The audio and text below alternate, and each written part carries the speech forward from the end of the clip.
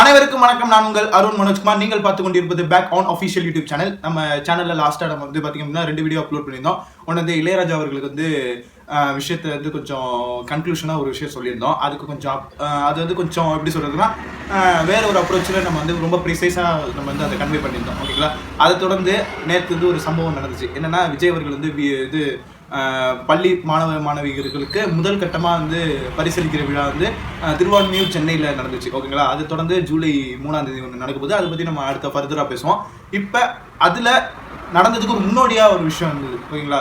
முன்னாடி தமிழக வெற்றி கழகம் அப்படிங்கிற சார்பில் வந்து இன்னைக்கு பண்ணியிருந்தாங்களே இந்த வருஷம். போன வருஷம் விஜய் மக்கள் இயக்கம் அப்படிங்கிற சார்பில் பார்த்தீங்க அப்படின்னா இதே நிகழ்ச்சி நடந்தது. போன வருஷம் ஒரு 17ஆம் தேதி ஜூன் மாதம் 2023 இதே மாதிரி திருவான்மியூர்ல தான் நடந்துச்சு நினைக்கிறேன். வேற ஒரு எந்த ஊரும் எனக்கு சரியா தெரியல. அது ஆனால் சென்னையிலே தான் நடந்துச்சு.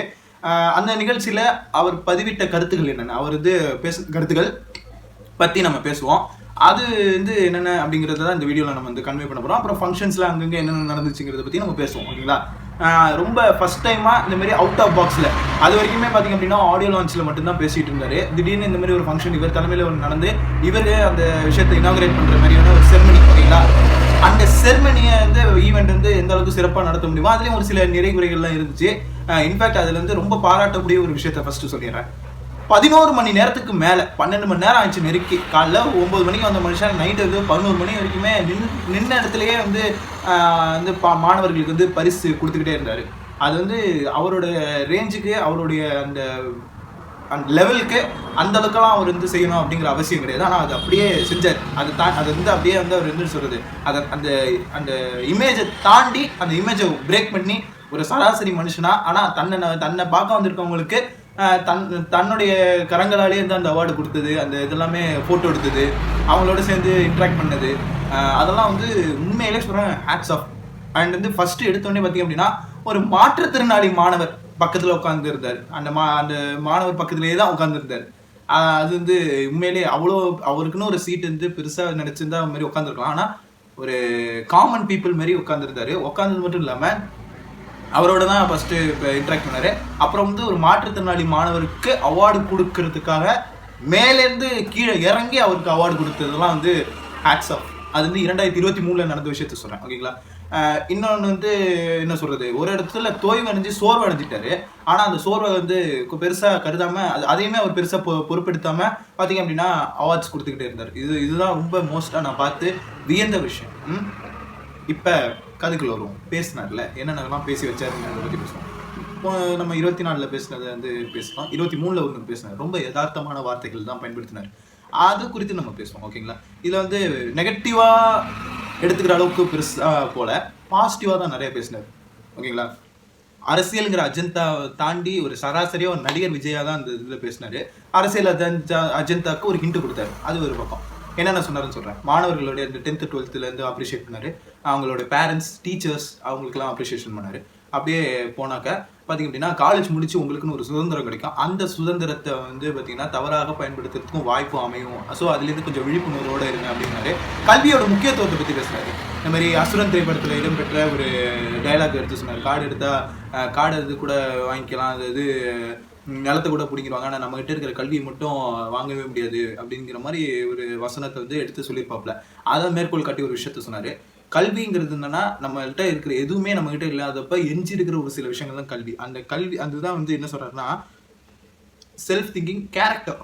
எல்லாமே கேரக்டர் பற்றி ஒரு கோச் சொன்னார். இந்த மாதிரி நம்மள்கிட்ட எதுவுமே, அதாவது வெல்த் போனிச்சுன்னா, அதாவது நம்மள்கிட்ட இருக்கிற வளம் போயிடுச்சுன்னா வளம் மட்டும்தான் போவோம், நம்மகிட்ட இருக்கிற அழகு போச்சுன்னா அழகு மட்டும் தான் போகும். அந்த மாதிரி வரிசையில் கேரக்டர்னு ஒன்று போனிச்சு, நம்மளை விட்டு கேரக்டர்னு ஒன்று போனிச்சுன்னா எல்லாமே நம்மளை விட்டு போயிடும் அப்படின்னு காலகாலமாக எல்லா பெரியவங்களும் சொல்கிற ஒரு பொய். கேரக்டருங்கிறது எல்லா மனுஷனுக்குள்ளேயும் ஒரே கேரக்டர் தான் இருக்கும். நம்ம ஆல்ரெடி ஆட்டிடியூடில் பேசி வச்சிட்டோம். இன்னொன்று என்னென்னா, கேரக்டருங்கிறது ரிஃப்ளெக்ஷன், பிஹேவியருடைய அட்வான்ஸ் ஸ்டேஜ் தான் கேரக்டர். கன்சிஸ்டண்ட்டாக ஒரு விஷயத்தை மெயின்டைன் பண்ணால் அதான் கேரக்டர். ஓகேங்களா?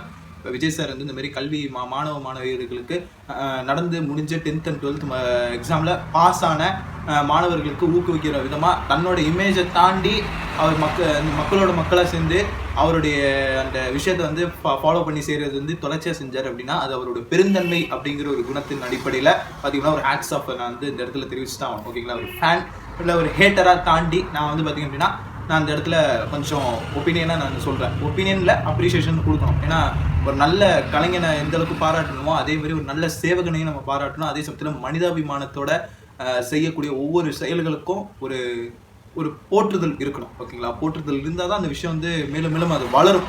ஓகேங்களா? தளராது, வளரும். தளர்ந்து சோர்ந்து போகிறது இல்லை, வளர்ந்து போகணுன்னு தான் நான் ஆசைப்படுறேன். ஓகேங்களா? சாரி துவண்டு தளர்ந்து கொஞ்சம் மாற்றி பேசுகிறேன். துவண்டு போகாமல் அப்படியே விரிவடைந்து மேல் நோக்கி போவோம். ஓகேங்களா? சரி, ஓகே, ஃபைன். இப்போ ஒரு ஸ்பீச்சில் சொன்ன விஷயத்தையும் சொல்கிறோம். கேரக்டர் லாஸ் இருந்துச்சுன்னா எல்லாமே லாஸ் ஆகும். உங்களுடைய நண்பர்கள் வந்து நீங்கள் வந்து சரியான முறையில் தேர்ந்தெடுக்கணும். இந்த வருஷம் பேசுனது தான் போன வருஷம். இந்த வாட்டி நண்பர்கள் யாருன்னு நீ யாருன்னு சொல்கிறேன் அப்படிலாம் இல்லாமல் நீ சோஷியல் மீடியாவில் எந்த ஐடியா ஃபாலோ பண்ணுறியோ அதை வச்சு நீ யாருங்கிறது என்னால் சொல்லிட முடியும் அப்படிங்கிற மாதிரி சோஷியல் மீடியாவில் இருக்கிற விஷயத்தை பற்றி கொஞ்சம் அங்கங்கே சொன்னார். அப்புறம் அரசியல் எஜெண்டாஸும் கொஞ்சம் அங்கங்கே அடிபட்டுச்சு. அரசியல் வாடி அடிக்க ஆரம்பிச்சிச்சு. நல்லா நெடி ஏறிச்சு. எந்த அளவுக்குன்னா ஓட்டு பற்றி தான் பேசினார். 2023 எந்த ஒரு எலெக்ஷன்ஸ் எந்த ஒரு இது இல்லை. 2024 ஆண்டு, அதாவது இந்த ஆண்டில் நாடாளுமன்ற தேர்தல் வந்துச்சு. அதை ஃபோக்கஸ் பண்ணி தான் பேசினாரா இல்லை 2026 பற்றி ஃபோக்கஸ்டாக பேசினாராங்கிறதுலாம் எனக்கு தெரியல. ஆனால் வாக்குகளை பற்றி பேசினார். ஒரு ஜென்ரலான ஒரு பாயிண்ட் ஆஃப் வியூவில் பேச ஆரம்பிச்சாருன்னா, ஒரு தொகுதிக்கு கிட்டத்தட்ட பார்த்தீங்கன்னா ஒரு குடும்பத்துக்கு 1500 ரூபா கொடுக்குறாங்கன்னா ஒரு தொகுதிக்கு ஒரு நெருக்கி ஒரு 6000 குடும்பத்துக்கு மேலே போச்சு அப்படின்னு ஒரு கணக்கு வச்சா கூட ஏற்கனவே ஒரு 12-17 கோடி ரூபா செலவாகும் இல்லைங்களா? அது வந்து அந்த மாதிரி அவங்க உங்ககிட்ட கொடுக்குறாங்க அப்படின்னா அவங்க எந்த அளவுக்கு அவங்க சம்பாரிச்சு வச்சிருப்பாங்க, முன்னாடி அவங்க ரூலிங்ல இருக்கிறப்ப எந்த அளவுக்கு அவங்க சம்பாரிச்சு வச்சிருப்பாங்க. ஸோ அந்த மாதிரிலாம் நீங்கள் யோசிச்சு கால்குலேட் பண்ணி நீங்கள் வந்து பேரண்ட்ஸ் கிட்ட எல்லாம் வந்து சொல்லுங்க அந்த மாதிரி ஓட்டு வந்து காசு வாங்கிட்டு ஓட்டு போடக்கூடாது அப்படிங்கிற விஷயத்த வந்து சொன்னாரு. அதெல்லாம் வந்து கொஞ்சம் இதாக தான் இருந்துச்சு. அதில் கொஞ்சம் யதார்த்தமும் இருந்துச்சு. அவ்வளோ ஒரு பெரிய இமேஜில் இருக்கிற ஒரு நடிகர் ரொம்ப யதார்த்தமாக பதிவு பண்ணது ரொம்ப நேச்சுரலாக இருந்தது. ஒரு நடிகர் விஜய் வந்து ரொம்ப நேச்சுரலாக அதை வந்து கன்வே பண்ணியிருந்தார். அவருக்கு அவ்வளோதான் பண்ணணுமே. ஆனால் இப்போ பேசுனதில் பார்த்தீங்கன்னா 3 பாயிண்ட் வரைக்கும் நல்லா போணுச்சு. இந்த 4வது பாயிண்ட் போதை பழக்கம் அதெல்லாம் வந்து தவிர்க்கணும். அந்த இது வந்து நோ டு ட்ரக்ஸ் அப்படிங்கிற ஒரு விஷயத்த வந்து ரொம்ப ரெஸ்பான்சிபிளாக ஒன்று சொன்னார் இல்லைங்களா? அது வந்து தன்னுடைய முந்தைய திரைப்படங்களில் அதை வந்து பெருசாக வரவேற்காமல் இருந்திருக்கலாம். ஓகேங்களா? ரொம்ப அதெல்லாம் வரவேற்காமல் அதை பற்றி ரொம்ப இதெல்லாம் பண்ணாமல் ஒரு சில நடிகர்களும் இருக்காங்க. ட்ரிங்க் பண்ணுற மாதிரியான காட்சிகளை நடிச்சுட்டு ஐயோ நம்ம ஏன்டா அந்த மாதிரி நடிச்சிட்டோன்னு வாழ்நாள் ஃபுல்லாக ஃபீல் பண்ணுறவங்க இருக்காங்க. சிவகார்த்திகேயன் சார்லாம் அந்த open the TASMAC song dance ஆடினது நினச்சி இப்பயுமே அது வந்து ஒரு குற்றமாக தான் அதை பார்க்குறாரு. அதையோ நம்ம இந்த ஃபீல்டில் நம்ம செஞ்ச தப்பு அது அப்படிங்கிற மாதிரி வளர்ற ஸ்டேஜில் இருந்த நடிகர். ஓகேங்களா? அப்போ வந்து வருத்தப்படாத வாலிப சங்கம் வந்து பெரிய மார்க்கெட் அடிச்சிருச்சு. அப்பயுமே அந்த மான் கராத்தேங்கிற ஒரு வளர்ற ஒரு இதில் தான் இருந்தார், பருவத்தில் தான் இருந்தார். அப்போ இந்த மாதிரி நம்ம பாட்டுக்கு டான்ஸ் ஆடிட்டோமே அப்படின்னு சொல்லி வருத்தப்பட்டார் இல்லைங்களா? அது மாதிரி ஒரு சில நடிகர்கள்லாம் இருக்கிறாங்க. அது மாதிரி நம்ம போதைக்கு எதிராக பண்ணிட்டோம். விஜய் ஆண்டனி சார் இதில் நான் பாராட்டியோம். விஜய் ஆண்டனி சார் இது நேற்று நம்ம பேசி முடிச்சுட்டு போன வீடியோ நம்ம பேசி முடிச்சுட்டு நான் ஃபோனை கட் பண்ணி திரும்பி அதை ரிவைஸ் பண்ணி எடிட் பண்ணி பார்க்கும்போது ஏதோ ஒரு மைண்டில் ஸ்ட்ரைக் ஆனிச்சு. என்னன்னு பார்த்தா விஜய் ஆண்டனி சாரோட விஷயம், அதாவது போதைக்கு எதிரான ஒரு விஷயத்தை பற்றி அவர் பதிவிடணும். அது வந்து மீடியாவில் ஒரு ப்ரெஸ் மீட் மாதிரி ஒரு கான்செப்டில் ஏதோ அவர்கிட்ட ஒப்பீனியன் கேட்கும்போது ட்ரக்ஸ் பற்றி மட்டும் தான் பேசணுமா இல்லை வேறு எதுவும், ஏன்னா நான் ட்ரிங்க்ஸ் பண்ணுவேன் அப்படின்னு அவ்வளோ வெளிப்படையாக அதை சொல்கிறாரு. நான் ட்ரிங்க்ஸ் பண்ணுவேன், ஸோ எனக்கு வந்து அதை பற்றி எனக்கு ஒப்பீனியன் இல்லை, பட் ட்ரக்ஸுக்கு எதிராக நான் அதை பற்றி பேசுகிறேன் அப்படின்னு பேசுகிறாரு. அந்த மனுஷனுக்கு இருக்கிற ஒரு காமன் சென்ஸ் அவ்வளோ பெரிய நடிகர். நீங்கள் நடிக்கிறீங்க, நான் நடிக்கிறேன் அதை பற்றி பேசல. அவ்வளோ பெரிய இமேஜில் இருக்கிற ஒரு ஸ்டார் உடனே பிஜிஎம்லாம் போட வேண்டாம், ஸ்டார். ஓகேங்களா? அந்த ஸ்டாராக இருக்கிறவருக்கு ஏன் அந்த மாதிரி ஒரு காமன் சென்ஸ், அதுவும் பள்ளி மாணவிகள்கிட்ட போய் நீயே வந்து படத்தில் அங்கங்கே அப்படி தானே பண்ணி வச்சிருக்கிறேன், நான் என்ன பண்ணுறது? இதில் ஹைலைட் என்னன்னா அந்த ஜூன் 17 2023 இது மாதிரி மாணவர்களுக்கு அட்வைஸ் பண்ணிவிட்டு அடுத்து அவர் பிறந்த நாள் அன்னைக்கு இந்த நான் ரெடி தான் சாங் ரிலீஸ் ஆனிச்சு. இந்த மாதிரி மாணவர்களுக்கு அப்படி இப்படின்னு நல்லா இருக்கணும், இப்படி இருக்கணும், அதுவாக இருக்கணும், இதுவாக இருக்கணும்னு அட்வைஸ் பண்ணிட்டு இவரே வந்து வாயில் சிகரெட் வைக்கிற மாதிரியான இது, அப்புறம் வந்து இது என்னது இந்த குடிக்கிறதுக்கு என்னப்பா அந்த குடிக்கிற மாதிரியான இதெல்லாம் பண்ணிக்கிட்டு மில்லி உள்ளே போனால் போதும் கில்லி வெளில வருவான் பாரு, இந்த மாதிரி சில அந்த லைன்ஸ் அங்கங்கே தூக்கணும்னு சொல்லி பெரிய போராட்டம் பண்ணி கடைசியில் அந்த படத்தில் அந்த இது சென்சார் பண்ணிட்டானுங்க. சென்சார் பண்ணி அந்த டம்மி லிரிக்ஸ்லாம் வைப்பாங்க, down down down down down down down down down down down down down down down அப்படிங்கிறதும் down down down down down down down down down down down down down down down. அதாவது 10வது பாட்டில் நான் குடிக்க அண்டாவை கொண்டாச்சிய செடிக்க கிணவெட்டி கொண்டாங்கடா embassy நான் துணிக்க, ஏய் milli உள்ள போனா போதும் கில்லி வெளியே வருவான் பார், உருக்கள் எனக்கு ஒரு பேர் இருக்கு, இது உனக்கு பேர் இருக்கு, அதுக்கு அதை அடிச்சுட்டு தான் என்ன தலைவா தப்பா பண்ணி வச்சுட்டு நீ தான் அட்வைஸ் பண்ணி விட்டு போயிட்டீங்க. ஆனால் அந்த தப்பை அது பண்ணிவிட்டு பண்ணது தானே அதையும் பண்ணிட்டு இப்போ இவர் வந்து இப்படி சே நோ டு ட்ரக்ஸ் அப்படின்னு இப்போ பேசுகிறாரு. அசால்ட்டா வார்த்தை விடுறாரு. அப்படி சே நோ டு ட்ரக்ஸ்னா கோட் படத்தில் இடம்பெற்றிருக்கிற அந்த சாம்பெயினை ஓப்பன் பண்ணுறது லாஸ்ட்டு சொட்டு வரைக்கும் பார்த்தீங்கன்னா நம்ம பார்ட்டியை கொண்டாடு அப்படின்னு சொல்ல அந்த விஷயத்தை நீங்கள் தவிர்த்திருக்க வேண்டும். ஒரு நிலவேம்பு கஷாயத்தை குடிக்கிற மாதிரி ஒரு பார்ட்டி வையே, அருங்கம்புல் ஜூஸ் குடிக்கிற மாதிரி ஒரு பார்ட்டி வச்சுருந்துருக்கலாம். உலர்ந்த திராட்சைகளில் வந்து பதப்படுத்தி அது வந்து ஒரு மாதிரி பண்ணி நல்ல ஒரு ஆரோக்கியமான ஒரு திரவமாக இருந்த ஒரு ஒயினுக்கு அட்வான்ஸ் லெவலில் போய் கிட்டத்தட்ட செத்துப்போன கோழி அதை ரொம்ப பதப்படுத்தி அதுலேருந்து ஏற்படுத்தின சாரை வச்சு தான் ஃபஸ்ட்டு சரக்குன்னு ஒன்று கண்டுபிடிச்சாங்க. இல்லை ஆல்கஹால் கண்டென்ட் அதுலேருந்து தான் ஆரம்பிச்சது. அது எத்தனால் கான்செப்ட், எத்தனால் ஓகேங்களா. ஆனால் இங்கே கள்ளச்சாராயங்கிறது மெத்தனால். எனக்கு கேட்டால் எத்தில் ஆல்கஹாலாக இருந்தாலும் சரி மெத்தில் ஆல்கஹாலாக இருந்தாலும் சரி, ஆல்கஹாலுங்கிறது நம்ம உடம்புல இயல்பாகவே சுரக்கக்கூடியது. காரணம் என்னன்னா நம்ம உடம்புல ஆல்டிஹைட்னு ஒன்று ப்ரெசன்ஸில் இருக்குது. ஒன்ஸ் நம்ம ஆல்டிஹைட்னா இந்த இடத்துல என்னன்னா சிஹெச்ஓன்னு நினைக்கிறேன். ஆல்டிஹைட்னா சிஹெச்ஓன்னு நினைக்கிறேன்.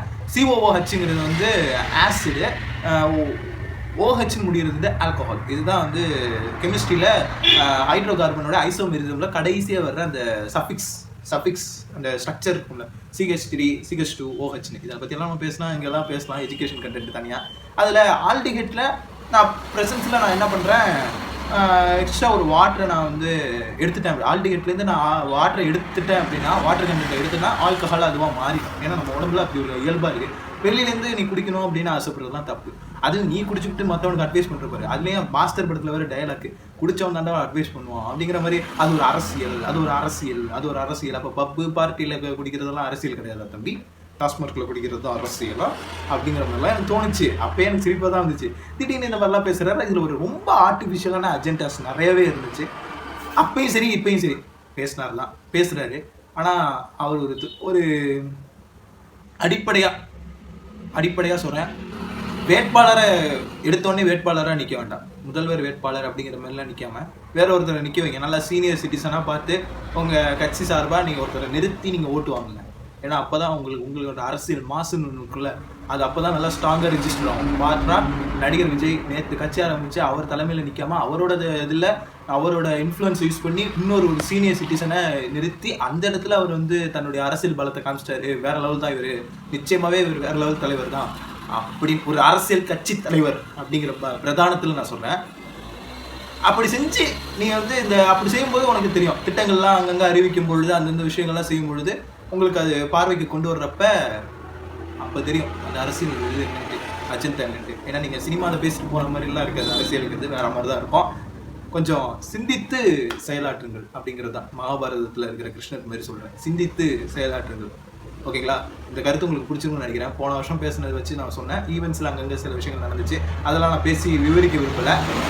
ஓகே, இதுலேயும் சரி அதுலேயும் சரி ஒரே விஷயத்த தெளிவாக செய்கிறாரு. என்னென்னா மாணவர்களை ஊக்குவிக்கிறாரு. அதே சமயத்தில் கல்வியோட முக்கியத்துவத்தை பற்றியும் பேசினார். கல்வியோட முக்கியத்துவம் பற்றி பேசும்பொழுது எனக்கு ஒரு லிட்டரலாக ஒரு பாயிண்ட் வந்துச்சு. ஹீரோங்கிற ஒரு திரைப்படம் பார்த்துருப்பீங்க, எத்தனை பேர் பார்த்துருப்பீங்க தெரியல. அசுரன் ரிலீஸ் ஆனால் அதே வருஷத்தில் கடைசியில் பார்த்திங்க அப்படின்னா சிவகார்த்திகேயன், ஆக்ஷன் கிங் அர்ஜுன், இவங்க 2 பேர் சேர்ந்து நடிச்சிருந்த ஒரு திரைப்படம். அதில் ஆக்ஷன் கிங் அர்ஜுன் வந்து ஒரு விஷயம் சொல்லுவார், நம்ம காலத்தில் இந்த காலகட்டத்தில் கல்விங்கிறது வந்து என்ன கொடுக்கணும் நமக்கு, என்னென்னா நம்பிக்கை, தைரியம், முயற்சி, சில விஷயங்கள் நமக்கு வந்து ஊக்குவிக்கிற தன்மையாக நமக்கு பாசிட்டிவான எனர்ஜி தானே தரணும் கல்விங்கிறது. ஆனால் அது அப்படி தராமல் பயத்தை தருது இந்த காலகட்டத்தில். அடுத்து என்ன பண்ண போகிறோங்கிற தடுமாற்றத்தையும் பயத்தையும் தான் அந்த கல்வி தருதுன்னு ஆக்ஷன் கிங் அர்ஜுன் வந்து ஒரு டைலாக்கை கன்வே பண்ணியிருப்பாரு. அதெல்லாம் தலைவன் பார்க்கல, தலைவனுக்கு அது பார்க்கல.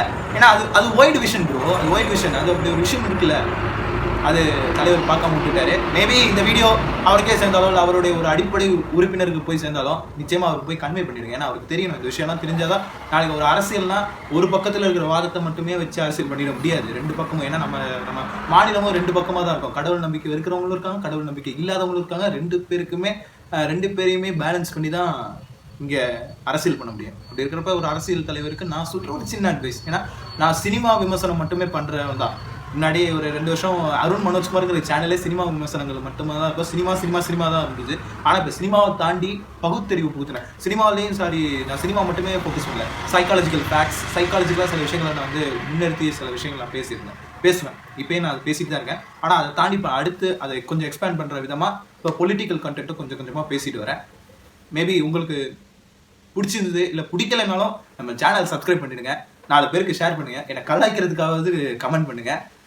மறக்காம நம்ம சேனலை சப்ஸ்கிரைப் பண்ணி நல்ல ஆதரவாக இருந்தாலும் சரி, நெகட்டிவான ஆதரவாக இருந்தாலும் சரி ஆதரவு கொடுங்க. நான் நல்லபடியாக உங்களுக்கு ஒரு நல்ல கண்டென்ட்டாக உங்களுக்கு கொடுக்குற ட்ரை பண்ணுறேன். ஒரு ரெஸ்பான்சிபிளான கண்டென்ட் வந்து நான் கொடுக்க கடமைப்படுறேன். ஓகேங்களா? நன்றி, வணக்கம். நாளைக்கு ஒரு நல்ல பதிவோடு சந்திக்கிறேன். ஓகேங்களா? பாய்.